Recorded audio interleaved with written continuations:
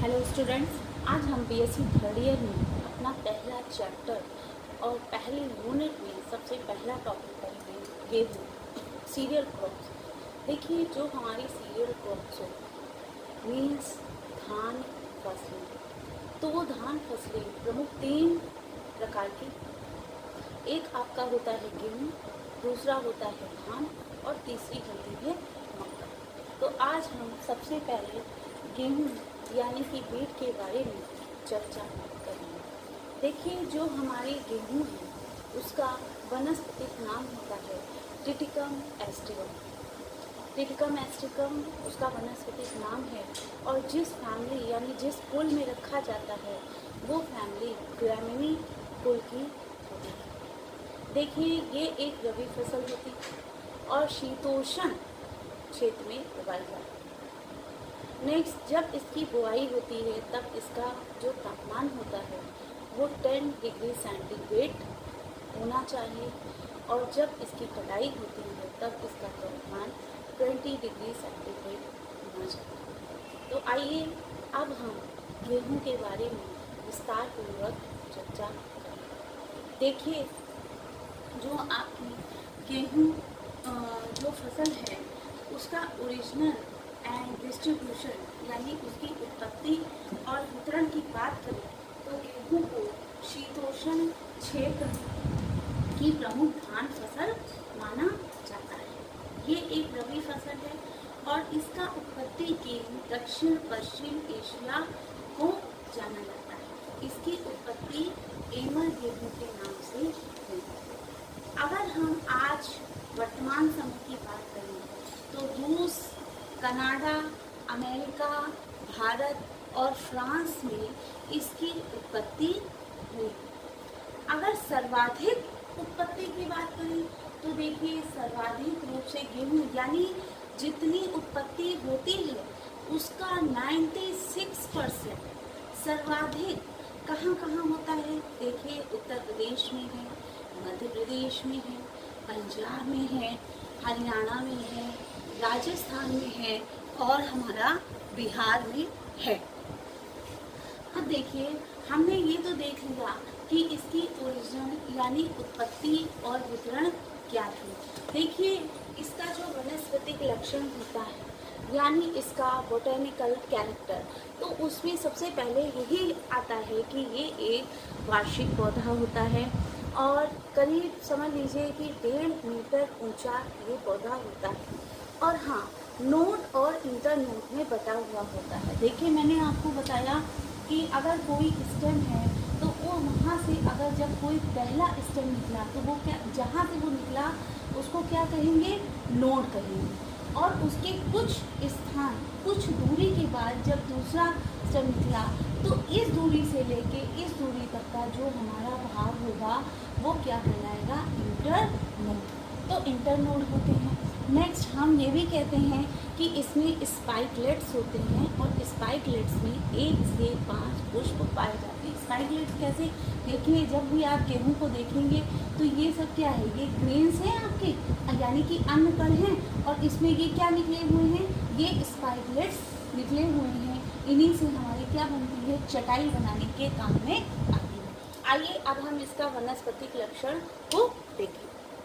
देखिए, इसका वनस्पतिक लक्षण क्या है कि ये एक वार्षिक शाकी पौधा होता है जो कितना 1.5 मीटर ऊंचा होता है और नोड और इंटर नोड में बटा हुआ होता है। मैंने आपको बताया कि जब स्टेम है उससे कोई अलग स्टेम निकलेगा तो वो क्या कहलाएगा, नोड, और उसी के कुछ दूरी पर जाकर एक दूसरा स्टेम निकलेगा तो क्या कहलाएगा, इंटर नोड। तो नोड और इंटर नोड में बटा हुआ होता है। इसको हिंदी में कहते हैं पर्व एवं अंतर पर्व में बटा होता है। अब देखिए, शीर्ष पर यानी जो उसका मुख्य भाग होता है ऊपर की तरफ, तो शीर्ष पर स्पाइकलेट पुष्पक्रम 1 से 5 की संख्या में होते हैं। अब देखिए, जो इसका परिपक्व अंडाशय, जब अंडाशय क्या होता है, परिपक्व होता है, मैच्योर हो जाता है, तब उसमें क्या होते हैं, ग्रेन्स, यानी ग्रेन्स क्या हुए, ये देखिए, जो हमारे अन्न कण हैं वो कैसे होंगे, वो डेवलप होंगे, विकसित होंगे। विकसित होने विकसित होंगे और जिसका 82% भाग समझिए हमारा भ्रूण कोश होता है। और इसके अन्य कण को हम क्या कहते हैं? कैरियोप्सिस। ये कभी कभी आपसे एग्जाम में क्वेश्चन पूछ लिया जाता है कि अन्य कण को हम क्या कहते हैं, यानी कि कैरियोप्सिस। अब देखिए, जो हमारी जलवायु होती है यानी जो क्लाइमेट है, किसके लिए? गेहूं के लिए। वो कैसी होनी चाहिए? तो देखिए, जो क्लाइमेट है यानी जो जलवायु है वो कैसी होनी चाहिए? शीतोष्ण जलवायु होनी चाहिए। शीतोष्ण जलवायु होनी चाहिए। और अक्टूबर से नवंबर के बीच का जो समय होता है वो इसकी खेती करने के लिए सही होता है। और अप्रैल से और मई के बीच में जो इसका समय होता है उसमें इसकी कटाई की जाए। एक चीज़ और ध्यान में देने वाली है कि जब हमारी गेहूं की फसल की बुआई होती है तब उसमें तापमान जो है लगभग अप्रोक्सीमेटली 10 डिग्री सेंटीग्रेड का होना चाहिए। और जब उसकी कटाई यानी जब वो पककर तैयार हो गई तब उसका कितना होना चाहिए? 20 डिग्री सेंटीग्रेड उसका तापमान होना चाहिए। अब देखिए, ये तो हमने आपको बताया वनस्पतिक लक्षण और क्लाइमेट यानी कि उसकी जलवायु के बारे में। तो देखिए, अब हम बात करेंगे उसके केमिकल कॉन्स्टिट्यूएंट यानी कि जो आपका ग्रीन है ना, जो आपका अन्य कण है, तो उसके रासायनिक संगठन क्या है। तो देखिए, रासायनिक संगठन में सबसे पहले तो हम बात ये करेंगे कि इसमें कुछ तत्व भी पाए जाते हैं और उन तत्वों की प्रतिशत मात्रा भी होती है। तो देखिए, तत्व हमारे कौन से पाए जाते हैं? स्टार्च है, प्रोटीन है, तेल है, जल है, फाइबर है। तो ये सब हमारे तत्व जो होते हैं ये हमारे गेहूँ यानी कि वीट में मुख्य रूप से मौजूद होते हैं। अब देखिए, इन तत्वों के लिए कुछ प्रतिशत भी दिए हुए हैं, जैसे कि आपका स्टार्च क्या है? 68.4% है। प्रोटीन्स कितना है? 13.5% है।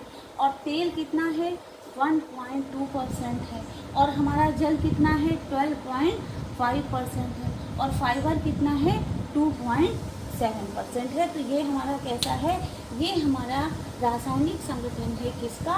ग्रीन का यानी कि अन्न कण का, जिसमें आपके स्टार्च, प्रोटीन, तेल, जल, फाइबर इत्यादि आपके मौजूद होते हैं। अब देखिए, अब हम बात करेंगे वैरायटीज़ की, किस्मों की। आइए देखते हैं। देखिए, जो गेहूं की वैरायटी होती है, सबसे पहले तो मैं आपको ये बता दूं कि जो हमारे वैज्ञानिक थे बोरलॉग, गेहूं की वैरायटीज यानी प्रजाति उत्पन्न करने का श्रेय बोरलॉग को जाता है। और इसके वृद्धि और विकास को हरित क्रांति माना जाता है। अच्छा, भारत में जो प्रणेता रहे किसके? गेहूं के, वो कौन हैं? Doctor MS Swaminathan. आइए अब हम देखते हैं उसकी प्रजातियां, जो कुछ प्रमुख प्रजातियां हैं। कौन कौन सी हैं? देखिए, प्रमुख प्रजातियां हैं हमारी सोनारा 60, नेक्स्ट है हमारी कल्याण सोना, और है हमारी सरबती सोना और सोनालिका। ये हमारी कैसी हैं? ये वैरायटीज हैं किसकी? गेहूं की वैरायटी। अब देखिए, अब हम अगर बात करें इसके यूज की, यानी कि इसका यूजेस क्या है, उपयोग आप क्या कर सकते हो, तो आइए देखते हैं कि अब हम इसको किस तरह से उपयोग में ला सकते हैं। देखिए, जो हमारा यूज है, तो सबसे पहला तो यूज हमारा यही होता है कि पिसे हुए जो हमारे ग्रेन्स होते हैं, जो अन्न कण होते हैं, क्या कहलाते हैं? आटा कहलाते हैं। जिससे क्या होते हैं? रोटी है, चपाती है, डबल रोटी है आदि बनाने के काम में आता है। अब देखिए, गेहूं के मैदे के क्या बनते हैं? बिस्कुट बनते हैं, पेस्ट्री बनती है। इसमें भी उत्पाद में इसका प्रयोग किया जाता है। नेक्स्ट हम ये भी कहते हैं गेहूं के स्ट्रॉ, ये हमने आपको बताया ना, स्पाइकलेट्स होते हैं, तो ये क्या करते हैं? चटाई को बनाने के काम में आते हैं। और गेहूं का जो स्ट्रॉ निकलता है यानी कि गेहूं का जो भूसा निकलता है वो जानवरों को दिया जाता है। तो आज हमने आपको गेहूं के बारे में बताया, जिसमें हमने उसका वनस्पतिक नाम बताया। ये वनस्पतिक नाम क्या था? ये वनस्पतिक नाम था टिटिकम एस्टिवम। कुल हमने आपको बताई ग्रेमिनिकुल होती हैं। नेक्स्ट हमने आपको नोड और इंटरनोड बताया कि क्या नोड है और क्या इंटरनोड, कि जब किसी तने से एक स्टेम जब कोई तना अलग से निकला तो जहाँ से वो निकला उस पार्ट को हम क्या कहेंगे, नोड। और उसी की कुछ दूरी के बाद जब तना निकलेगा तो उस पहली दूरी से दूसरी दूरी तक हम उसको क्या कहेंगे, इंटरनोड। नेक्स्ट मैंने आपको ये भी बताया कि ये जो गेहूं की आप बाली देखते हो, फसल देखते हो, उसमें क्या है, ये सब जो दिए रहते हैं ये सब हमारे क्या हैं, अन्य कण होते हैं। और इसके साथ साथ जो ये किनारे हैं ये क्या हैं, हमारे जो है स्पाइकलेट्स हैं। और इसमें कितने, 1 से 5 की संख्या में हमारे पुष्पक्रम मौजूद होते हैं। याद रखिएगा ये एक शीतोष्ण फसल है और रबी फसल है। आई होप आज का टॉपिक आपको समझ में आया होगा। गेहूँ ये हमारी क्रॉप सीरियल क्रॉप्स थी, यानी धान फसलें थी। नेक्स्ट फसल हमारी जो होगी वो धान होगी। Thank you.